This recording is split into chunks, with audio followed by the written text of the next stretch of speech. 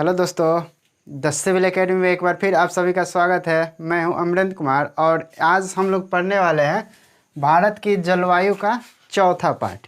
इस पार्ट में हम लोग पढ़ेंगे ग्रीष्म ऋतु में मौसम की क्रियाविधि, यानी कि गर्मी के दिनों में मौसम कैसे बदलता है, उसकी क्या क्रियाएं होती है दक्षिण पश्चिम मानसून का। ठीक है, ये जो दक्षिण पश्चिम मानसून है ये ग्रीष्म ऋतु में आता है और भारत में इसी ऋतु के चलते और भारत में इसी मानसून के चलते 90% बारिश होती है। अर्थात भारत में जितने भी बारिश होती है उसका 90% दक्षिण पश्चिम मानसून के कारण ही होता है। ठीक है, ये जो मानसून है जब भारत में आता है तो इसमें भी बहुत सारी बाधाएं होती है, जिसके कारण भारत के कुछ ऐसे जगह पर जहां बारिश होता है और कहीं कहीं नहीं भी होता है, उन सभी चीज़ों को हम लोग देखेंगे। आगे चल के हम लोग ये भी देखेंगे कि दक्षिण पश्चिम मानसून है वो दो शाखाओं में हो जाती है। पहला शाखा हिंद महासागर से और दूसरा शाखा बंगाल की खाड़ी से। ठीक है, इन सभी चीज़ों को इस चैप्टर में, इस पार्ट में हम लोग देखेंगे। अब हम लोग देखते हैं कि ये जो ग्लोब का मॉडल है ये विषुवत रेखा है। विषुवत रेखा पे सूर्य की किरणें सबसे ज़्यादा चमकती है और वो होता है 22 मार्च। 22 मार्च को विषुवत रेखा पे सूर्य की किरणें सबसे ज़्यादा चमकती है। 21 जून को कर्क रेखा पर पहुंच जाती है और 22 दिसंबर को मकर रेखा पर।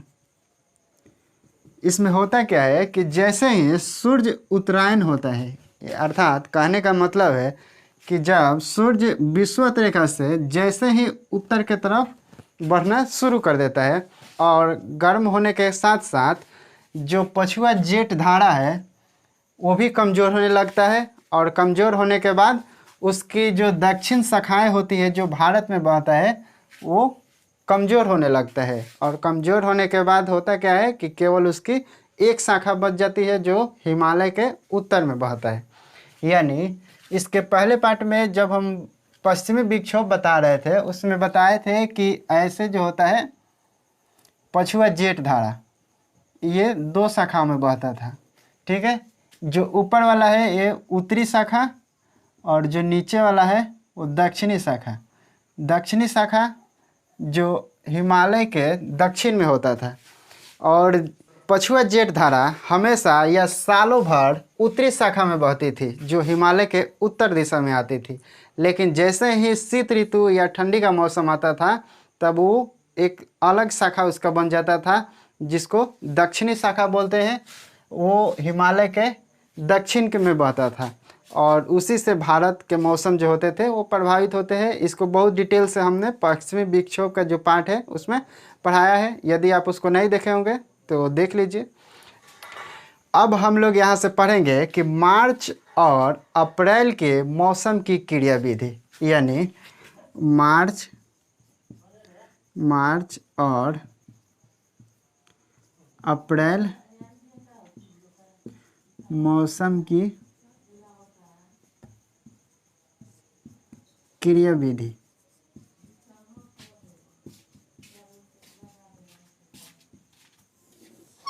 यहाँ पे हम लोग भारत के ग्रीष्म ऋतु की बात कर रहे हैं। ग्रीष्म ऋतु जो होता है वो मार्च से लेकर के जून तक होता है। यानी इस पार्ट में हम लोग टोटल ग्रीष्म ऋतु में बदलते मौसम के जो क्रियाविधि वो देखेंगे, जिसमें मार्च, अप्रैल, मई, जून अलग अलग महीनों को हम लोग देखेंगे। ठीक है, अब हम लोग देखते हैं कि ये जो विषुवत रेखा है, जब सूर्य 22 मार्च को विषुवत रेखा पर ही होता है तब भारत में न गर्मी होता है न ठंडी होता है। यानी यदि आपसे कोई पूछ दे कि विषुवत रेखा पर जब सूर्य होता है तब भारत में कैसा मौसम होता है, क्योंकि हमने पहले भी बताया है कि जब सूर्य मकर रेखा पर आता है तब भारत में ठंडी हो जाती है और जैसे ही सूर्य की किरणें लंबवत कर्क रेखा पर पड़ती है तब भारत में गर्मी आ जाता है।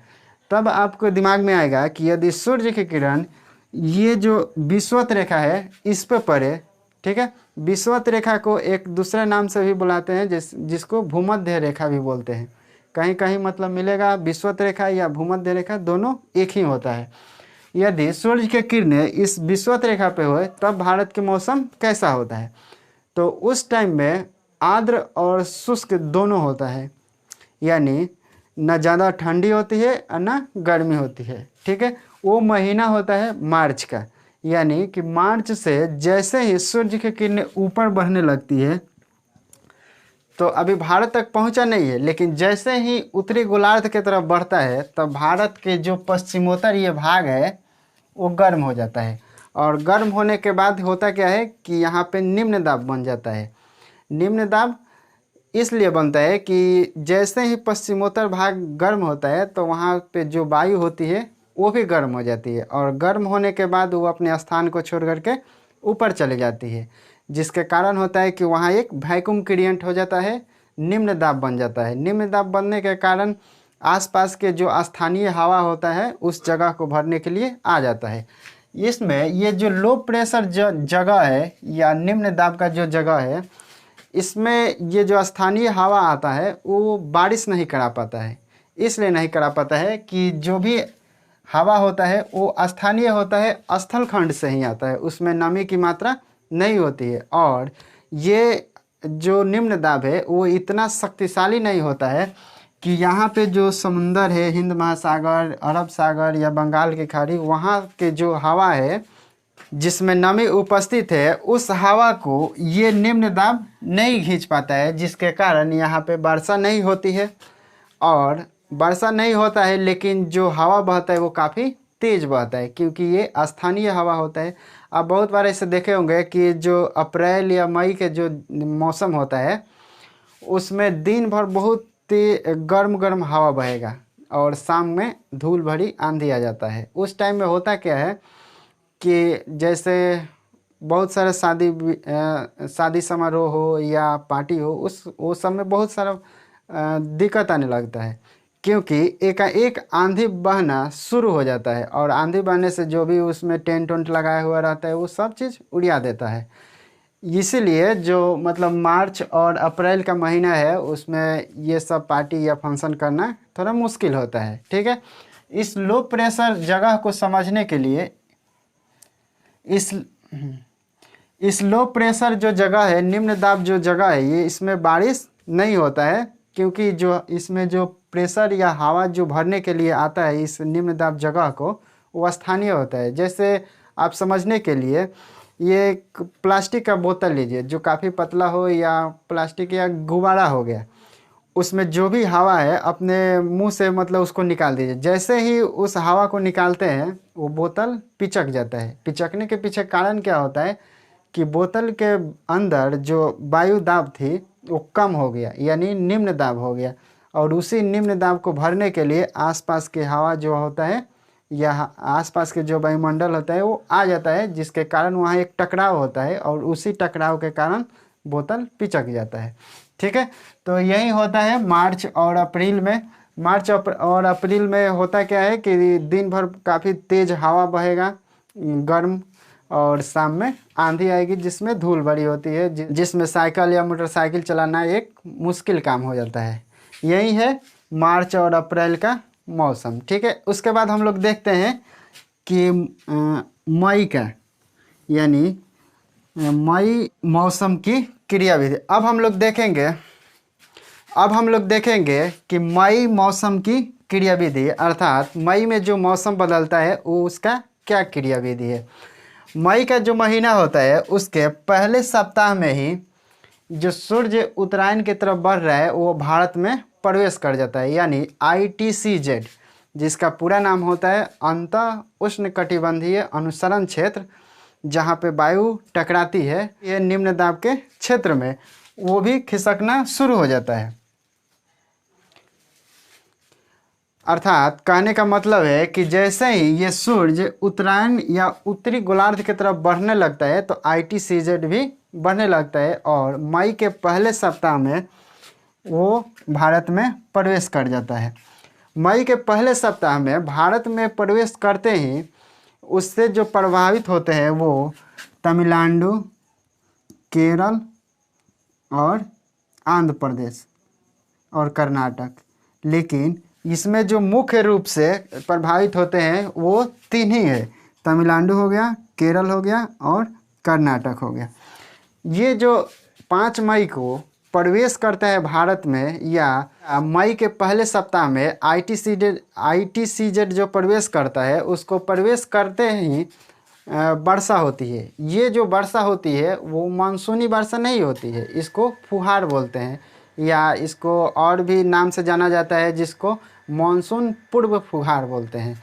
ये जो फुहार है ये मुख्य रूप से कर्नाटक, केरल और तमिलनाडु में देखा जाता है। इन सभी जगहों पे इसको अलग अलग नाम से भी जानते हैं। जैसे केरल में इस फुहार को आम वाली वर्षा या फूल वाली वर्षा के नाम से जानते हैं। क्योंकि जो मई का महीना होता है उसके शुरू में ही आम का जो फल होता है वो फल का अभी शुरुआत होता है, अर्थात छोटा छोटा होता है, और उसी टाइम ये जो वर्षा हो जाती है जिसको और भी उसको बड़ा होने में काफ़ी वो मदद कर देता है, अर्थात उसके लिए लाभदायक हो जाता है, जिसके कारण केरल में इस फुहार को आम की वर्षा बोला जाता है। ठीक है, उसके बाद फूल का भी वर्षा बोला जाता है या फूल वाली वर्षा। तो फूल वाली जो केरल में जो फूल होता है उसके लिए भी काफ़ी ये जो फुहार है वो मदद करता है, जिसके कारण इसको फूल वाली वर्षा बोलते हैं। और उसके साथ कर्नाटक जो है, कर्नाटक में कॉफ़ी की वर्षा या कॉफ़ी वाली वर्षा बोलते हैं। ठीक है, ये जो फुहार आता है 5 मई को, ये भारत में प्रवेश करते ही वर्षा होती है, लेकिन ये मानसून वाला वर्षा नहीं है, इसलिए इसको फुहार बोलते हैं। इसको कर्नाटक में कॉफ़ी वाली वर्षा बोला जाता है। ठीक है, और उसके साथ ही चेरी ब्लॉसम के नाम से भी जाना जाता है। ठीक है, यानी केरल में आम वाली वर्षा और फूल वाली वर्षा, और कर्नाटक में कॉफ़ी वाली वर्षा और चेरी ब्लॉसम। कॉफ़ी वाली वर्षा कहने का मतलब है कि वहाँ जो कॉफ़ी की खेती होती है उसी टाइम ये जो फुहार होता है उसके उपजाऊ होने में और मदद कर देता है, इसीलिए कर्नाटक के लोग इस फुहार को कॉफ़ी वाली वर्षा भी बोलते हैं। अब हम लोग देखते हैं कि तमिलनाडु में उसको फुहार ही बोलते हैं। ठीक है, अब यहाँ से आपको एक दिमाग में आएगा कि यहाँ पे इतना लो प्रेशर जनरेट हुआ या बना, लेकिन फिर भी बारिश नहीं हुआ। लेकिन यहाँ जैसे ही आईटीसीजेड पहले ही आ गया भारत में, मई के पहले ही सप्ताह में आया, वहाँ पे बारिश हो गया। तो इसके पीछे कारण क्या है? तो कारण ये है कि यहाँ पे जो है वो चारों तरफ से स्थल है या ज़मीन है। ठीक है, लेकिन ये जो क्षेत्र है उसके दोनों तरफ से समुंदर है। ठीक है, यानी जल है, जिसके कारण यहाँ पे वर्षा हो जाता है। उसके बाद क्या होता है कि पहले सप्ताह में तो भारत में प्रवेश किया, उसके बाद 10 मई को फिर आ जाता है और आगे, 15 मई को और आगे, 20 मई को और आगे, और उसके बाद करते करते पूरा भारत में फैल जाता है। तो जैसे ही 20 मई के बाद भारत में फैलता है तो बंगाल सबसे ज़्यादा प्रभावित होता है, अर्थात बंगाल का जो क्षेत्र होता है उसको मौसमी हलचल के नाम से जानते हैं मई के अंतिम सप्ताह के आसपास। ठीक है, यानी कि जैसे ही ये जो आईटीसीजेड या फुहार आगे बढ़ता है तो बंगाल में सबसे ज़्यादा मौसमी हलचल होता है, जिसके कारण बंगाल को मौसमी हलचल का केंद्र बोला जाता है। और ये देखते देखते मई का जो अंतिम सप्ताह होता है उस टाइम तक बंगाल में बहुत मूसलाधार बारिश होता है, तूफान आ जाता है, बहुत तरह के बर्बादी हो जाती है, बहुत तबाही या बर्बादी देखने को मिलता है। इन सभी क्रियाओं के पीछे कारण ये होता है, या बंगाल में इतना तूफान या बारिश होने के पीछे कारण ये है कि बंगाल की खाड़ी इसके नज़दीक में उपस्थित होता है, इसीलिए यहाँ पे ऐसा तूफान आता है। ठीक है, और उसके बाद में बंगाल में काल बैसाखी मनाया जाता है। काल बैसाखी मनाने के पीछे कारण है कि ये मई के बैसाख में आता है, और काल मतलब इसमें बहुत सारा तबाही वबाही होता है। ठीक है, यानी बहुत मूसलाधार बारिश होता है, तूफान आता है, एकदम मतलब बहुत तेज़ हवा बहता है, जिसके कारण बहुत सारा बर्बादी होती है। ठीक है, इसीलिए मई के अंतिम सप्ताह में काल बैसाखी मनाया जाता है। तो यही था मई के मौसम की क्रियाविधि। अब हम लोग देखते हैं कि जून के मौसम का क्या क्रियाविधि है, यानी कि जून में क्या क्या घटनाएं होती है। जून के मौसम की क्रियाविधि यानी जून के मौसम में क्या बदलाव होते हैं, क्या क्रियाएं होती हैं, उन सभी चीज़ों को अब हम लोग यहाँ से इस पार्ट में देखेंगे। तो 21 जून को ITCZ अपने आप को कर्क रेखा पे स्थापित कर लेता है, अर्थात कर्क रेखा तक 21 जून को पहुँच जाता है। और उसके साथ ही जो स्थल खंड होते हैं भारत के, उस सबसे ज़्यादा गर्म हो जाते हैं और सबसे ज़्यादा वहाँ निम्न दाब बनने लगता है। और यहाँ पे भारत के जो पश्चिमोत्तर भाग है वहाँ पे स्थल खंड सबसे ज़्यादा गर्म हो जाते हैं, जो समुंदर है उसके आसपास के जो स्थल खंड से। यानी आप बहुत बार ऐसे सुने होंगे कि मुंबई में जो लोग रहते हैं वो बोलते हैं कि हमारे यहाँ ना ज़्यादा गर्मी होती है ना ज़्यादा ठंडी होती है। उसके पीछे कारण ये है कि यहाँ जो मुंबई है महाराष्ट्र में जो पड़ता है, इसके वो समुंदर के किनारे बसा है, अर्थात गर्मी के मौसम में भी जो सागर होती है या जो जल होता है वो उतना तेज़ी से गर्म नहीं होता है जितना तेज़ी से ये भूभाग या स्थलखंड हो जाता है। इसी के कारण होता है कि मुंबई में ना ज़्यादा गर्मी पड़ती है ना ज़्यादा ठंडी पड़ती है। तो ज़्यादा गर्मी नहीं पड़ती है लेकिन वहाँ पे उमस ज़्यादा होता है। और वहीं पे लखनऊ जो होता है, लखनऊ में बहुत ज़्यादा ठंडी भी पड़ती है और बहुत ज़्यादा गर्मी भी पड़ती है, क्योंकि उसके चारों तरफ स्थलखंड ही है। ठीक है, तो यही है स्थलखंड और समुंदर में अंतर। ठीक है, उसके बाद हम लोग देखते हैं कि ये जो कर्क रेखा पर 21 जून को तो ITCZ स्वयं को स्थापित कर लेता है, और उसके साथ ही 1 जून को भारत में पश्चिमोत्तर साइड में ITCZ आ जाता है। यानी कहने का मतलब है कि 21 जून को कर्क रेखा पे ITCZ आता है, और उसके साथ ही 1 जून को पश्चिमोत्तर भारत पे ITCZ स्थापित हो जाता है। ITCZ के आने के बाद निम्न दाब बहुत तेज़ी से बनने लगता है, अर्थात कहने का मतलब है पश्चिमोत्तर भाग जो होता है वो बहुत गर्म हो जाता है, और गर्म होने के साथ साथ वहाँ पे जो वायु होती है वो भी गर्म होकर के अपने जगह को छोड़ करके ऊपर चली जाती है, और उसी जगह को भरने के लिए काफ़ी शक्तिशाली हवा बहने लगता है। और वो जो स्थानीय हवा होता है वो बहुत गर्म होता है, और गर्म होने के बाद होता क्या है कि वो शुष्क होता है, यानी उसमें नमी थोड़ा सा भी नहीं होता है। नमी नहीं होने के कारण उस टाइम में तो वर्षा नहीं होती है, लेकिन हवा बहुत तेज़ बहता है। इसी का कारण होता है कि जून में बहुत गर्म हवा बहने लगता है और बहुत सारे आंधी आने लगती है। बहुत गर्म हवा बहने के पीछे कारण क्या होता है कि वो जो हवा होता है उसमें नमी नहीं होती है, और नमी नहीं होने के कारण ही ये जो पश्चिमोत्तर भाग है वहाँ पे वर्षा नहीं हो पाता है। यानी वो जो हवा बहता है वो शुष्क हवा बहता है, और उसी हवा को जिसमें गर्मी बहुत ज़्यादा होती है लू कहा जाता है। ठीक है, यानी लू जो होता है वो जून के महीना में देखा जाता है।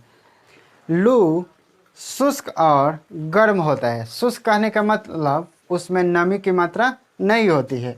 इसीलिए यदि आप कहीं भी कपड़ा जो है भींगा हुआ है या कपड़ा जो सुखाने के लिए कहीं भी रख दीजिए, जहाँ धूप ना हो वहाँ भी आप रखने पर बहुत जल्दी सूख जाता है।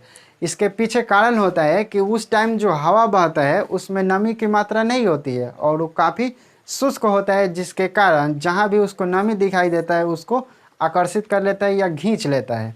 और उसी तरीक़े से आदमी जब पूरा कपड़ा नहीं पहनता है या मान लो कि अपने शरीर को उतना नहीं ढका रहता है, और जैसे वो धूप में निकल जाता है तो उसके शरीर में जो नमी होती है वो हवा खींच लेती है, या वो जो लू होता है वो खींच लेता है, जिसके कारण आदमी के अंदर नमी की कमी हो जाती है, और उसी नमी के कारण डिहाइड्रेशन हो जाता है। डिहाइड्रेशन कम होने के बाद आदमी का हालत बहुत ख़राब हो जाता है, जिसके कारण उसको मृत्यु भी हो सकती है। ठीक है, इसीलिए ये जो लू का महीना होता है उसमें कभी भी आदमी को पूरा कपड़ा पहन करके घर से निकलना चाहिए, और उसी टाइम नींबू पानी पी करके ही निकलना चाहिए, जिसके कारण उसके शरीर में नमी बनी रहे। ठीक है, तो यही था जून के महीने में लू का चलना। तो यही था जून के मौसम का क्रियाविधि। अब हम लोग देखते हैं कि ITCZ जो होता है उसको हम लोग अभी तक इस चैप्टर में एक ही नाम से जानते हैं, यानी उष्णकटिबंधीय अनुसरण क्षेत्र के नाम से अभी तक हम लोग जानते हैं। लेकिन ITCZ का 2 अन्य नाम भी होता है, और उसमें दूसरा है कि विषुवत रेखीय निम्न दाब, यानी ITCZ को ही विषुवत रेखीय निम्न दाब भी द्रोणी आप बोल सकते हैं, और उसके साथ ही मानसूनी निम्न दाब द्रोणी। ये 2 नाम है जो ITCZ को भी बोला जाता है। यानी आप उष्णकटिबंधीय अनुसरण क्षेत्र बोलिए, या विषुवत रेखीय निम्न दाब द्रोणी बोलिए, या मानसूनी निम्न दाब द्रोणी बोलिए, ये तीनों एक ही होता है और तीनों का काम एक ही है। क्या काम है कि जहाँ भी सूर्य की किरणें पड़ती है वहाँ पे वायु गर्म हो जाती है, और गर्म होने के बाद वो अपने स्थान को छोड़ करके ऊपर चला जाता है, यानी वो जो जगह होता है जो पहले से वहाँ पे निम्न दाब हो जाता है, जगह खाली हो जाता है, और उसी जगह को भरने के लिए जो हवा आती है तो वहाँ एक टकराव देखा जाता है, उसी टकराव को ITCZ बोलते हैं। ठीक है, अब हम लोग देखेंगे कि ITCZ जो जैसे ही जून में अपने आप को भारत के पश्चिमोत्तर में स्थापित कर लेता है, तब यहाँ पे एक बहुत ही शक्तिशाली वैक्यूम क्रिएट होता है, अर्थात बहुत ही शक्तिशाली निम्न दाब बनता है। और वो जो इतना शक्तिशाली होता है कि यहाँ पे जो निम्न दाब बना है उसको भरने के लिए ये जो हिंद महासागर है वहाँ से भी हवा खींच लेता है। ठीक है, और यही जो हवा पश्चिमोत्तर या भारत में जब प्रवेश करता है तब वर्षा होती है। यानी कि जब तक ये यहाँ ITCZ अपने आप को स्थापित नहीं किया था तब तक वर्षा नहीं हुआ। भले गर्म हो गया और वहाँ पे वैक्यूम क्रिएट हुआ, और उसी वैक्यूम को भरने के लिए या निम्न दाब को भरने के लिए स्थानीय हवा आया, लेकिन वर्षा नहीं हुआ। स्थानीय हवा आने के कारण उसमें नमी नहीं थी, इसीलिए वर्षा नहीं हुआ। लेकिन जैसे ही पश्चिमोत्तर में जून के महीने में ITCZ अपने आप को स्थापित कर लिया, उसके बाद ही वो इतना शक्तिशाली हो गया कि हिंद महासागर में भी जो हवा है वो, या हिंद महासागर के हवा को भी अपनी ओर खींच लेता है वो। अब उसके बाद क्या हुआ कि जैसे ही भारत में हिंद महासागर से नमी भरी हवा गया तब वर्षा हुआ। यानी यही है उत्तर पश्चिम मानसून। ये जो मानसून होता है जो भारत में जाता है वो 1 जून को केरल के मलबार तट पे टकराता है। यानी उसमें जैसे ही दक्षिण पश्चिम मानसून जाता है तो सबसे पहले केरल के मलबार तट पे टकराता है 1 जून को, और वहीं पे वर्षा होता है, और उसके साथ साथ पूरे भारत में फैल जाता है। यानी 22 जून होते होते पूरा भारत में ये मानसून फैल जाता है और मानसूनी वर्षा होने लगता है। ये जो मानसून है वो कौन सा मानसून है? तो दक्षिण पश्चिम मानसून।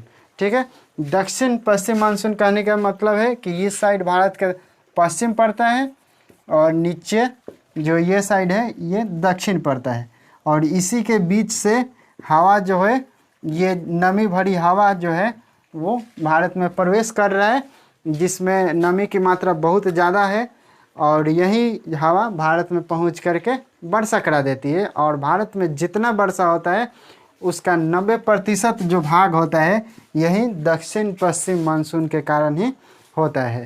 ठीक है, तो यही था इस चैप्टर में, जिसमें हम लोगों ने देखा कि ग्रीष्म ऋतु में मौसम की क्या क्रियाविधि है। अलग अलग महीना में हम लोग देखे, जैसे पहले मार्च, अप्रैल, मई, जून तक ले। यानी जून तक देखने के पीछे कारण है कि 21 जून को जो सूर्य की लंबवत किरणें हैं वो कर्क रेखा पे पहुंच जाती है। ठीक है, इसके अगले चैप्टर में हम लोग पढ़ेंगे कि ये जो दक्षिण पश्चिम मानसून है वो 2 भागों में हो गया, एक अरब सागर और दूसरा बंगाल के खाड़ी से। ठीक है, यानी अगले पार्ट में दक्षिण पश्चिम मानसून ही काफ़ी डिटेल्स में हम लोग पढ़ने वाले हैं। तो ठीक है, मिलते हैं इसके अगले पार्ट में।